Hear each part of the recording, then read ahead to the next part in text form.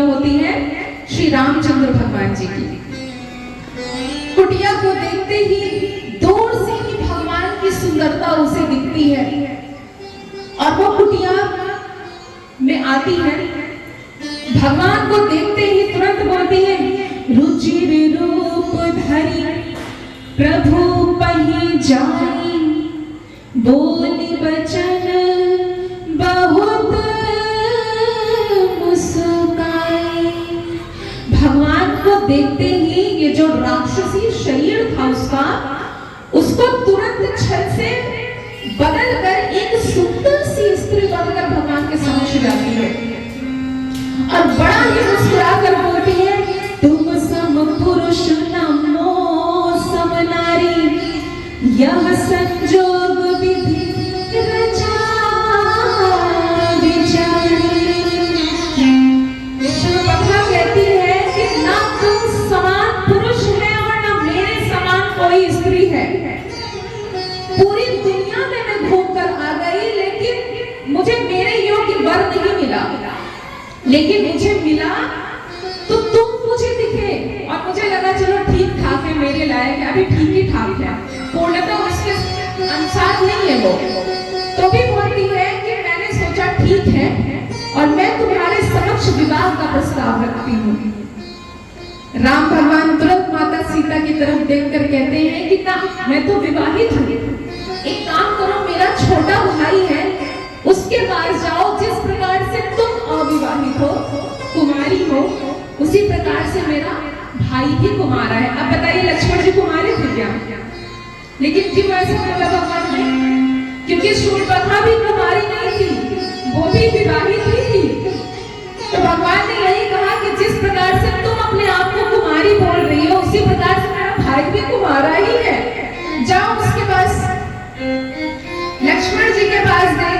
लक्ष्मण जी बोलते, अरे कहाँ मेरे पास आई हो, मैं तो उनका दास हूँ, मुझसे विवाह करोगी तो तुम भी दासी बनकर ही रहोगी, और अगर स्वामी से तुम विवाह करोगी तो तुम तो रानी बन के रहोगी, तो स्वामी के पास जाओ। भगवान फिर भेजते हैं लक्ष्मण जी के पास, लक्ष्मण जी फिर से भेजते हैं राम भगवान के पास, बार बार आ जा रही है। अब इतनी क्रोध में शूर्पणखा आई कि भगवान से कहती है कि तुम सीता मैया के लिए, कि तुम इस स्त्री के लिए मेरा परित्याग कर रहे हो, मैं अभी इसको खा जाऊंगी, ये तो मेरा बाल भोग है। राम भगवान तुरंत श्री लक्ष्मण जी को इशारा करते हैं और लक्ष्मण भगवान, लक्ष्मण यति लाघव सो नाक कान बिनु कीन्ही, ताके करि रावण कहा मनो चुनौती दीन्ही। लक्ष्मण जी तो पहले से ही अपने कमर में एक छोटी सी चाकू, क्या बोलते हैं वो, लेकर रखते हैं, और जैसे ही भगवान का इशारा देखते हैं तुरंत उसे निकालते हैं और शूर्पणखा का नाक कान दोनों काट देते हैं। अब शूर्पणखा नाक कान से विहीन हो गई, तुरंत छटपटाती हुई जाती है खरदूषण के पास। खरदूषण को बताती है, देखो क्या हालत किया है मेरा। उन वनवासियों ने, खरदूषण सारी बात सुनते हैं और अपनी पूरी सेना को लेकर पहुंचते हैं। राम भगवान को ये बात पता चल जाती है तो वो लक्ष्मण जी से माता जानकी को दूसरी जगह ले जाने के लिए कहते हैं। समस्त राक्षस गण आते हैं भगवान से युद्ध करने। अरे बाबा ने तो इतने सुंदर तरीके से भगवान का वर्णन यहाँ भी किया है कि जैसे हम लोग पिक्चरों में हीरो को देखते हैं ना, उछल उछल के कूद कूद के मार रहे हैं, तो वही चीज बाबा ने यहाँ भी लिखा है कि राम भगवान तो ऐसे सुंदर तरीके से बाल लहराते हुए राक्षसों के बीच में खड़े होकर मारते हैं कि राक्षस भी उन्हें देखकर मोहित हो जाते हैं।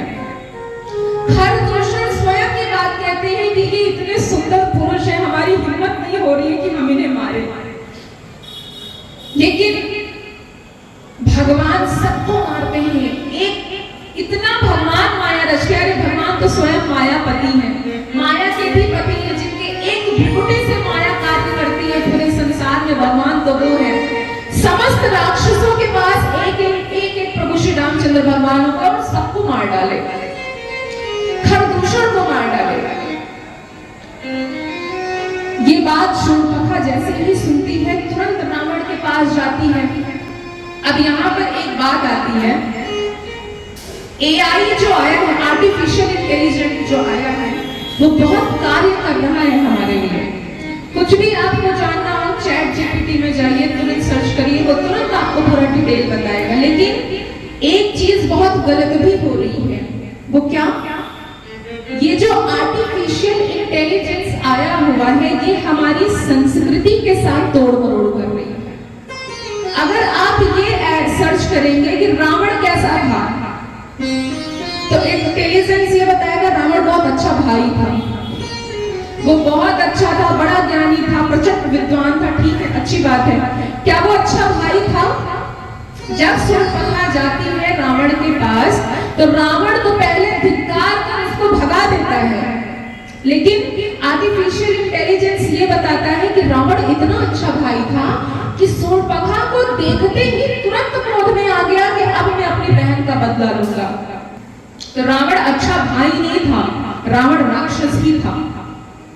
शूर्पणखा को देखते ही पहले तो शूर्पणखा बहुत प्रकार से विलाप करती है। विलाप करते हुए रावण से कहती है कि तुम तो मदिरा पीकर मांस खाकर आराम से लेटे हुए हो, तुम्हें तो इस बात की सुध ही नहीं है कि तुम्हारी बहन के साथ क्या हुआ। तब रावण ने कहा कि अरे जरा बता तो, हुआ क्या तेरे साथ? तेरे नाक कान क्यों कटे? किसकी इतनी हिम्मत हो गई कि रावण की बहन के साथ ये अत्याचार कर गया? शूर्पणखा सारी कथा बताती है कि पंचवटी में बहुत सुंदर से दो पुरुष हैं, साथ में एक बहुत सुंदर सी स्त्री है। पुरुषों को तुम मार के स्त्री का हरण करके ले आना, तुम्हारे महल में वो ज्यादा शोभायमान होगी।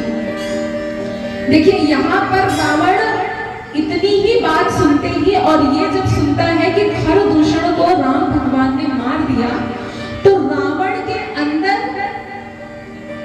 भय उत्पन्न हो गया और वो भय से महल छोड़कर, अपने जो राजभवन था उसको, राज्यसभा छोड़कर अपने महल को जाता है, अपने कमरे में, और ये बात सोचता है कि खरदूषण तो मेरे समान ही बलवान थे, किसी की इतनी हिम्मत नहीं है कि मेरे एक दास को स्पर्श कर सके। खरदूषण को मारना तो असंभव है, और खरदूषण को वही मार सकता है जो स्वयं ईश्वर हो। अब रावण ये भी बोलता है कि ये मेरा तामसिक शरीर है, भजन तो मुझसे करते नहीं बनेगा, और भजन नहीं करूंगा तो मोक्ष प्राप्त मुझे होगी नहीं। तो एक कार्य करता हूं कि कुछ ऐसा करूं कि भगवान राम स्वयं मुझे मार दे और मैं मोक्ष को प्राप्त करूं। और अगर भगवान नहीं है, तो अगर कोई मनुष्य ही है, तो मैं उनको मार के उनकी स्त्री का हरण करके लाऊंगा। दो बातें उसके मन में आती हैं। रावण चला। रावण कहां पहुंचता है? अब देखिए यहाँ पर एक और बहुत सुंदर सी बात आती है कि लक्ष्मण जी जब कंदमूल फल लेने के लिए जाते हैं, तभी श्री रामचंद्र भगवान जी माता जानकी से एक रहस्यमयी बात करते हैं। भगवान कहते हैं, सुनो प्रिया व्रत रुचिर सुशीला, मैं कछु करबी ललित। भगवान कहते हैं कि हे पतिव्रता प्रिय सिए, मैं कुछ अब नर लीला करना चाहता हूं, तो एक कार्य करो, तुम पावक महु कराहु निवासा, जो लगी करो निशाचर विनाशा। भगवान कहते हैं कि जब तक मैं राक्षसों का विनाश करूंगा, तब तक एक कार्य करो कि आप अग्नि के पास चले जाओ और आप अपना प्रतिबिंब मुझे देकर जाओ। तो जब अंतिम समय में माता जानकी आती है और भगवान जब अग्नि प्रज्वलित कराते हैं तो इसके लिए नहीं कि वो परीक्षा ले रहे हैं, माता सीता को अग्नि से दोबारा बुलाने के लिए अग्नि प्रज्वलित कराई जाती है। और जो मैया का प्रतिबिंब होता है उसे वापस भेजने के लिए अग्नि प्रज्वलित कराई जाती है, क्योंकि जब तक रावण ने जिसका हरण किया था वो माता जानकी नहीं थी, वो माता का प्रतिबिंब थी, वो माता की छाया थी। और रावण के अंदर इतनी क्षमता नहीं थी कि वो माता सीता को देख तक सके, स्पर्श करने की तो बात ही अलग है। तो यहाँ पर भगवान राम ने माता जानकी को अग्नि के पास भेज दिया था। और ये बात सोचिए इतनी गुप्त थी कि लक्ष्मण जी को भी पता नहीं चली। अब रावण मारीच के पास आता है, मारीच के पास जैसे ही आया रावण सारी कथा बताता है मारीच को। मारीच बताता है कि आप जिससे विरोध करने वाले हैं वो स्वयं साक्षात भगवान हैं, वो भगवान है जो मनुष्य के रूप में है और उनका तो ये प्रतिज्ञा ही है कि वो समस्त राक्षसों का विनाश कर देंगे। आप फालतू में जाकर उनसे बिल्कुल भी विरोध मत करिए, आप उनके शत्रु मत बनिए। तब रावण मारीच को अच्छा हड़काता है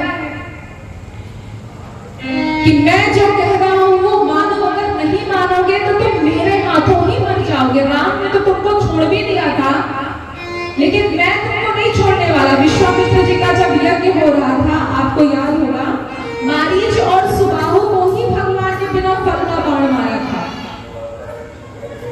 मारीच ने सोचा कि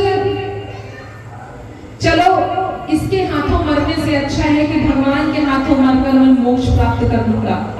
और मारीच के हृदय में भगवान के प्रति बहुत प्रेम उत्पन्न हो चुका था और ये बार बार सोचते हुए जा रहा था कि मैं कुछ ऐसा करूंगा कि मैं आगे आगे भागूंगा, पीछे पीछे भगवान भागेंगे और मैं बार बार उनको पलट कर देखूंगा और अपने जीवन को सफल पाऊंगा। ऐसे ही करते हुए मारीच सोने का हिरण बन जाता है, स्वर्ण मृग बन जाता है वो, और मैया की कुटिया के सामने जाकर वो घूमने लगता है। अब बताइए क्या भगवान राम को माता जानकी को ये बात नहीं पता होगी कि सोने का मृग नहीं हो सकता, लेकिन ये तो भगवान की लीला है, वो तो चाहते हैं कि कुछ ऐसा हो। सोने का मृग जब आगे आने लगा, माता जानकी तुरंत कहती है कि मुझे तो वो हिरण चाहिए, और भगवान राम से कहती है कि उसे जब आप लेकर आएंगे उसको हम अयोध्या लेकर जाएंगे, सारे अयोध्या वासी हिरण को देख के प्रसन्न होंगे, हे स्वामी आप हिरण लेकर आइए। और भगवान मना भी नहीं करते हैं, एक होते तो मना कर सकते थे कि स्वर्ण का मृग कब देख लिया आपने, ये जरूर राक्षसों की कोई माया होगी। भगवान अपना धनुष बाण लेते हैं, लक्ष्मण जी से कहते हैं कि जानकी की रक्षा करना, और ऐसा कहकर चले जाते हैं। मारीच को जब मारते हैं तो मारीच हाँ लक्ष्मण ऐसी जोर की आवाज लगाता है। ये बात माता जानकी के कानों तक पहुंचती है। तुरंत माता जानकी विलाप करने लगती है श्री लक्ष्मण जी के समक्ष और कहने लगती है कि जाओ तुम्हारा भाई किसी संकट में है। लक्ष्मण जी कहते हैं कि क्या बात करती है माँ, कभी राम जी संकट में भी हो सकते हैं क्या? दूसरों के संकट से निकालने वाला कभी संकट में घिर सकता है क्या? ये जरूर कोई माया है, आप परेशान न हो। माता जानकी बहुत अपशब्द कहती है उस समय श्री लक्ष्मण जी से। तब श्री लक्ष्मण जी कहते हैं कि आप कुटिया में ही रहिए, मैं भ्राताश्री को देख कर आता हूं। उसी समय रावण आता है एक ब्राह्मण का रूप धर के। ब्राह्मण का रूप धर के आया रावण माता जानकी के पास। माता जानकी इसी बात को लेकर खोई हुई है कि पता नहीं मेरे स्वामी कैसे होंगे, कहां होंगे। रावण बड़ी राजनीति की बात करता है, धर्म की बात करता है, लेकिन है तो राक्षस। उसके धर्म की बात में और राजनीति की बात में भी राक्षस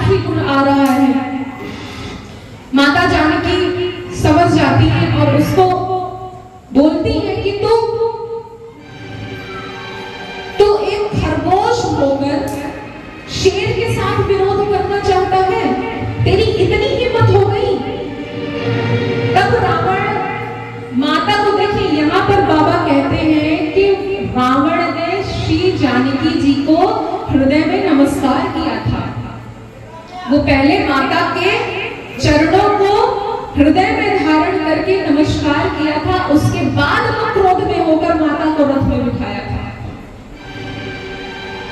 माता बड़ा विलाप करते हुए जा रही हैं। इधर लक्ष्मण जी श्री रामचंद्र भगवान जी के पास पहुंचते हैं।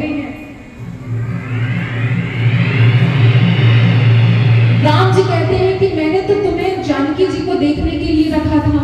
उन्होंने कहा कि मेरा इसमें कोई दोष नहीं है भैया,